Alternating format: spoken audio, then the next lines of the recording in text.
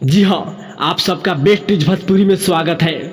बता देते हैं कि अंतरा सिंह प्रियंका के बहुत ही सुपर डुपर सॉन्ग आप सबके बीच सुनने के लिए मिलेगा, जो कि सॉन्ग का टाइटल है पटना घुमावे के कहेला। फिर से बता देते हैं दोस्त, अंतरा सिंह प्रियंका के सॉन्ग का टाइटल है पटना घुमावे के कहेला, जो बहुत ही सुपर डुपर अंतरा सिंह फिर से आग लेके आ रही है, जो अंतरा सिंह प्रियंका चैनल ऑफिशियल पर रिलीज किया जाएगा। इस गाने के गीतकार हैं अर्जुन शर्मा और संगीत रवि राज देवा है। वीडियो रवि पंडित, जो अंतरा सिंह प्रियंका के लिए म्यूजिक बनाए हैं रवि राज देवा, और गीत लिखे हैं अर्जुन शर्मा जी।